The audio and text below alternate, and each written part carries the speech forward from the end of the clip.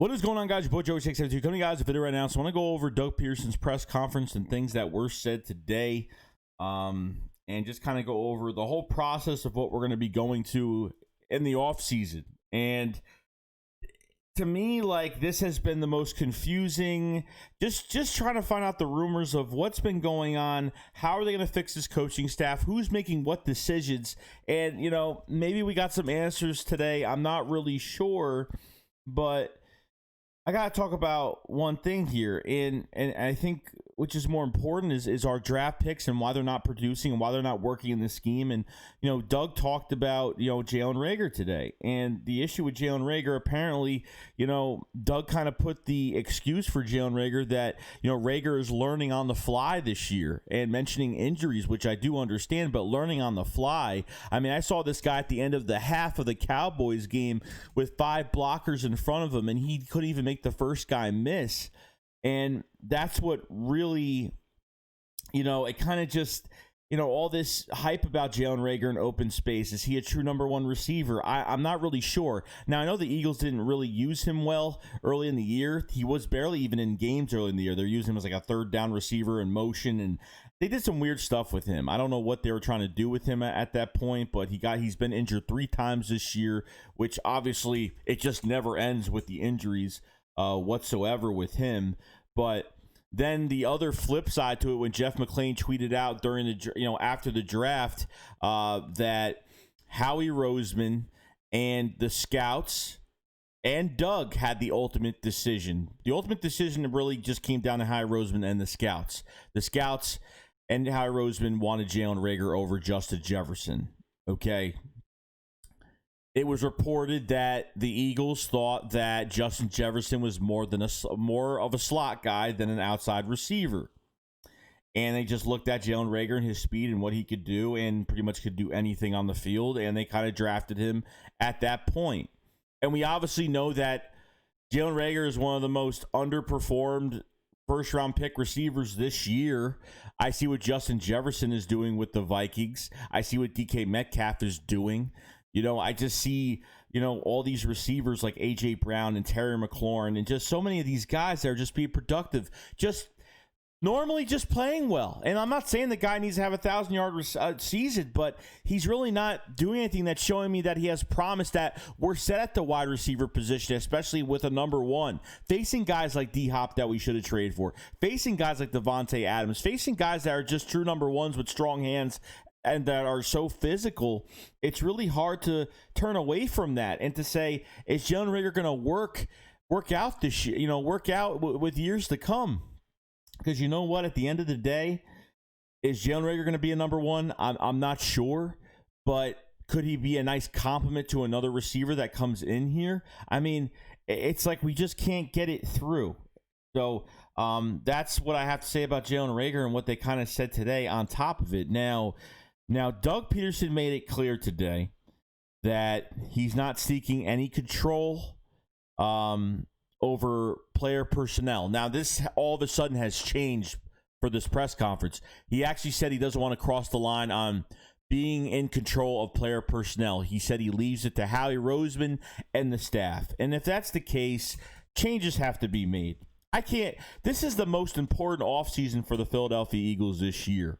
Most important, because it really hangs in our future. $70 million over the cap, okay, which is I think the second highest in the league. I think the Saints lead with like $93 million. I mean, at least if they lead with $93 million over the cap, they're productive at the end of the day. Us, second most expensive team in the NFL, can't even get this offense right, can't even get this defense right, can't even draft right. And when you don't draft right for years, it's going to catch up to you. And it's caught up to Howie Roseman. Okay?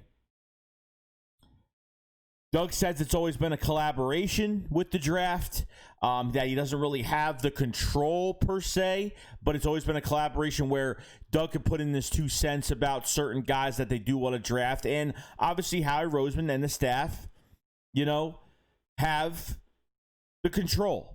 And just like the Justin Jefferson rumors, just like, the Jeremy Chin rumors in the second round, and Howie Roseman overturned it for Jalen Hurts, and not thinking that there's going to be a problem down the road when asked about it after the draft at the press conference, which makes no sense at all.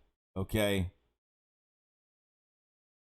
Now, going to this last game, there was a lot of things wrong in this Cowboys game. Obviously, Doug mentioned today that Jalen Hurts has left the pocket real early a lot of times, and there were guys that were wide open. There's actually a video that I did watch on Thomas R. Pederson, I forgot his name on Twitter, but he put out a video of, and this guy knows football, this guy knows plays, this guy knows everything, and seeing a lot of guys open on the field against the Cowboys. Jalen Hurts didn't look like his normal self. He just looked very awkward during that Cowboys game. Wasn't really commanding the pocket too well, and kind of was skittish a little bit.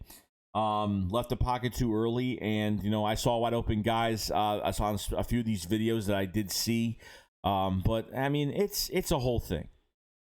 But what Doug said is, as a head coach, as long as Doug Pederson is the head coach to the Philadelphia Eagles, Doug said today that he is still going to evaluate the quarterback position. Like, it really still needs to be evaluated right now. Like, we still need to add more bodies to the QB position. Now, Nate Sudfeld obviously had a one-year deal. I don't think he's going to be here after this year. I mean, I don't get it. Nate Sudfeld was the backup to Nick Foles in the Super Bowl, so I would think they would have had more trust in Nate Sudfeld. This is before we even drafted Jalen Hurts. I figured Nate Sudfeld was going to be the backup, and if they could put the guy as a backup to a QB in the Super Bowl, then why not? They never brought in anybody else at that time, and I figured they had a lot of trust in him, but the guy hasn't dressed up. Of course, the Eagles can't dress up 3 QBs because the whole team is hurt. They can't afford to waste another roster spot for a quarterback that barely even plays. Okay, so obviously this QB factory is still going to be in motion. Okay, that's still going to be around at this point, and it's just really annoying. It really makes me angry because, even though Hurts did play well or has been playing well at some point, I still don't agree with the second-round pick. I will always hate that pick. I don't care if Jalen Hurts works out for the Eagles. I still disagree with the pick regardless. It was the wrong move. You could have drafted somebody else that could start day one or at least work in the scheme. At least your first 2 picks should at least be on the field. Your 3rd to 6th to 7th round picks are role players. You know what I mean? It depends. It's already enough. Your second-round pick early in the year was getting on the field once in a while as a QB. Your third-round pick in Davion Taylor didn't touch the field till week 10, 11? And he was horrible. How can I blame Davion Taylor for being horrible? They barely put him on the field. Howie is drafting. Like, this is what I don't get. Like, I know Jim Schwartz has been bad this year, but the whole picture of the whole thing, Howie Roseman has given Jim Schwartz and Doug the players that he needs to win football games, and the issue is he hasn't done that.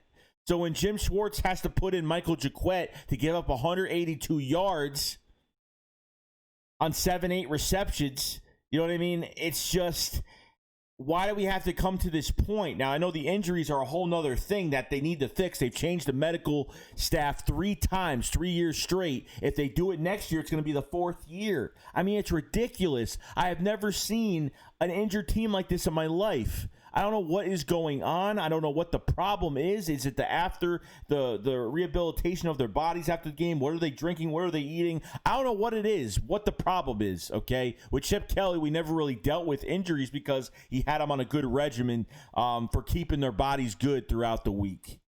And this has been a total travesty, okay?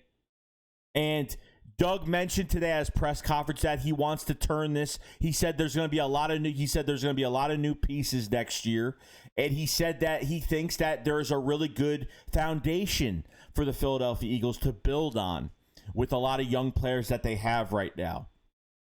The issue I have with this is if you thought you had a foundation and you thought you had young players that were gems this year, then why did you really stunt the growth of so many players that could have done a lot more this year? Why is it that Jordan Mailata plays well after Jason Peters was totally stinking up at left tackle and right guard. He gets hurt. He gets healthy. By the bye week, he gets healthy. And then all of a sudden, Jordan Mailata gets to the bench. Work with what you're given. You have young guys that are putting in work right now. Okay? So I don't know what the issue is. I don't know what's to come of this. But there's so many examples. Alshon Jeffrey gets healthy. You take away snaps from Travis Fulgham. Take away snaps from John Hightower. And then finally, when you have Jalen Hurts in the game, you put in more players that weren't even used early in the year, like Quez Watkins.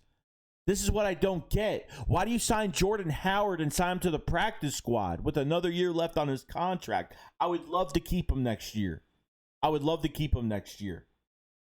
Why is in this Cowboys game Jordan Howard's getting one snap here, one snap there? I mean, I saw him playing. I couldn't believe he was actually playing, first of all. But to use him at these one-play spurts, these little splurts all over the game, it just made no sense to me. You had Elijah Holyfield on the roster. You had Michael Warren on the roster before he got picked off of the roster by another team. You actually got Elijah Holyfield on the active roster for a game. You didn't even give him a snap. Not even a snap. It's the evaluation process of this team that's really making me angry to the point where every player that leaves this team is successful. Okay? Every player. And I'm not saying they have to be that successful, like Pro Bowl successful, but at least like if they're productive somewhere else, good for them. Rasul Douglas, Sidney Jones, LJ Fort was a linebacker I was really excited for. He had a good preseason. He made tackles all over the place. And look what happened. He, not even 2 games with the Baltimore Ravens, he gets a new 4-year contract. Big extension. Okay. We get rid of Will Parks. Why? I have no idea. Of course, we get rid of Will Parks. Not even 2 weeks later, we lose 4 guys on defense in 2 plays. We lose 4 players on 2 plays during that Cardinals game, which makes no sense to me. Okay? Both 4 quarterbacks have made mistakes on their own this year. Doug Pederson, I don't know what the case is. Some of the play calling has been predictable. He hasn't had a good year, even though we could say it's not Doug at some games. Yeah, probably, but there are a lot of games this year where Doug has been predictable and obviously has not made the move to bench a quarterback that has been playing well. Okay, but that's besides the point. That's for another video. But all I'm talking about right here is just what he said at his press conference with just at the end of the day, Howie Roseman just cannot evaluate talent. At the end of the day, I'm hoping John Dorsey, I don't care who it is at this point, to jump in. At least somebody will take a chance. At least somebody will trade. Howie Roseman won't trade for, he won't trade second, first round picks for good players. He'll just go and trade a 4th round pick and he rents these guys out. He'll trade for a player and rent him for a year. What is building this team all about? You trade for players that you're renting for a year. How many times has he done that? When was the last good trade Howie Roseman has done? Jay Ajayi for a 4th round pick in 17 to make a 3-headed monster running back room? I mean, other than that, that's pretty much it. He signs these guys to 1-year deals. I mean, when I found out D-Hop was traded for a 2nd-round pick and a running back, my jaw dropped at that point. I couldn't believe that was what was traded. And every time we see a big player in free agency, we're like, oh, you know what? Or even going to get traded. Oh, he's going to cost too much. Then when we actually look at the trade, we can't even believe our eyes what we're hearing at this point on what they're getting traded for. And we're saying to ourselves, I'd rather trade for a player that I know is going to step in this team and play well. And this is before this year even started. I'd rather trade for a player that just walks on the field and plays well, that I know is going to play well, that has a good resume, than go out in the draft with Howie Roseman and these scouts and actually try to evaluate talent and pick these players. Because I don't trust any of these guys whatsoever. Okay, with Jeffrey Lurie and Howie Roseman, how close they are. I don't know what the case is, but changes are going to have to get made. Save your franchise. This division could have been won by a landslide this year if you switch. I thought at least if you switch Hurts in earlier in the year, I'm not saying it would have been a monster year for the Eagles, but they would have won a few more games at least at this point. But something's got to get done. Something has got to get changed. If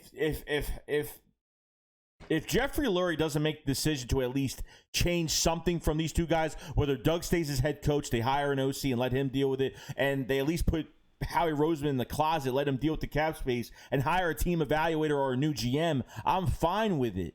I'm fine with those two decisions. If they're in the building but they're not doing what they have been doing, I'm fine with it. They need some new blood in this. They need new blood in this organization. Stop promoting from within. Stop doing that. It's getting annoying at this point. Okay? Getting really annoying.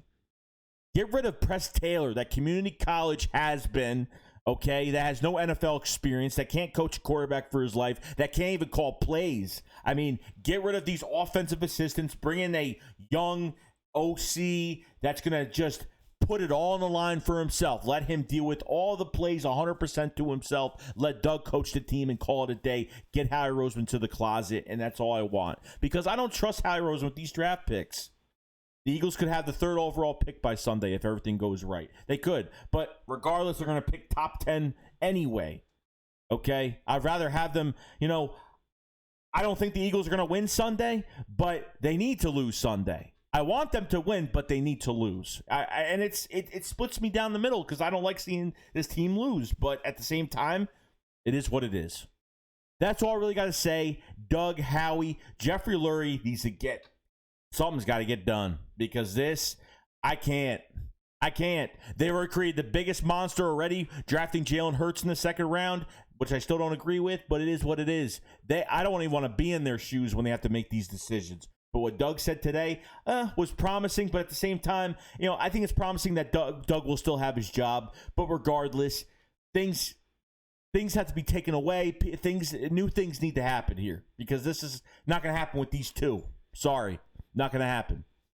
Other than that, guys, long video enough. I will see you guys later. Shake squad up, Fouls 5. Peace out, guys. Peace.